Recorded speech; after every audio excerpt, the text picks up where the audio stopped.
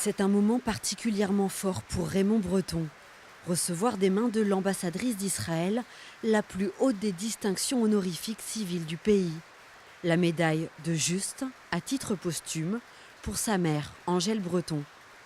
C'est elle qui a sauvé de la barbarie nazie Liliane Mazuras en l'accueillant chez elle. Côte à côte, plus de 70 ans plus tard, Raymond et Liliane n'ont rien oublié. Avant qu'elle n'arrive, ma mère m'a confié que nous aurions une petite juive qui nous rejoindrait et qu'il fallait évidemment être le plus discret possible. Elle m'a présenté ça comme un secret et je dois dire que quand on a 8 ans et qu'on vous dit cela, immanquablement, ça vous responsabilise et ça vous valorise à la fois. Vous dites je rentre dans le monde des adultes. Ça m'a marqué pour toute ma vie. Leur vie commune débute ici en Bretagne, à Fougères, en 1942. Liliane Mazuras a 2 ans. Elle est la dernière d'une fratrie de 3 enfants. Ses parents sont juifs, son père prisonnier de guerre en Autriche. En juillet, sa mère apprend la rafle du Veldiv, fait baptiser les enfants avant d'organiser leur fuite depuis Paris. Liliane atterrit chez Angèle Breton, une couturière rencontrée quelques mois avant dans un camp de vacances pour femmes de prisonniers.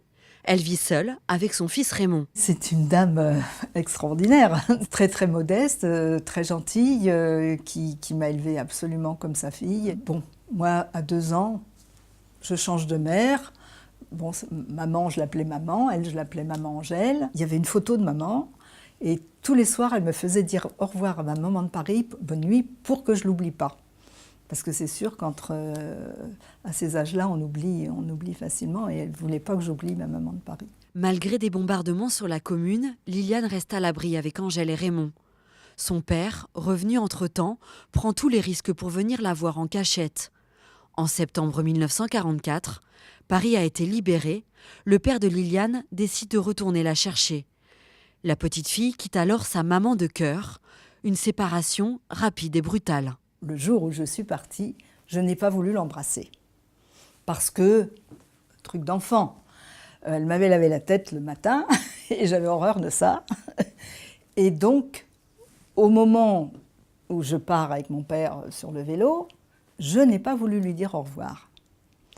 Et pendant des années, je m'en suis voulu et je n'avais qu'une idée en tête, c'était de la revoir pour l'embrasser. Un jour, je dis à Raymond, mais ça a dû être difficile quand même quand je suis partie. Tu avais une petite sœur pendant 2 ans.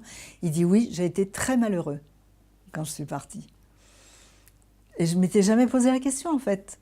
C'était bon, la vie, on m'a dit c'est comme ci, c'est comme ça. Voilà, tu étais là, tu es partie, tu es rentrée.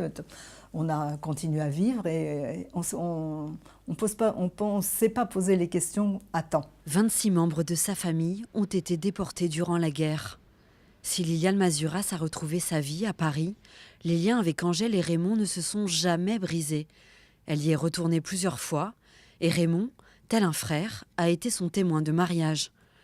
Durant toutes ces années, cet ancien enfant caché n'a eu qu'une seule idée en tête, honorer la mémoire de celle qui lui a sauvé la vie.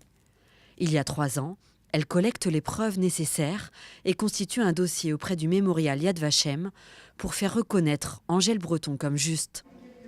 Cette cérémonie d'hommage est aussi et surtout aujourd'hui l'occasion de transmettre un message d'espoir et de vigilance face à toute forme d'antisémitisme. Étant donné la situation, ce qui concerne l'antisémitisme ici en France, ce qui est arrivé les dernières années, ce qui est arrivé il y a 2 mois par rapport à l'assassinat barbare et Marie Knoll, c'est très important d'être ici, de parler, d'attirer l'attention par rapport à la situation.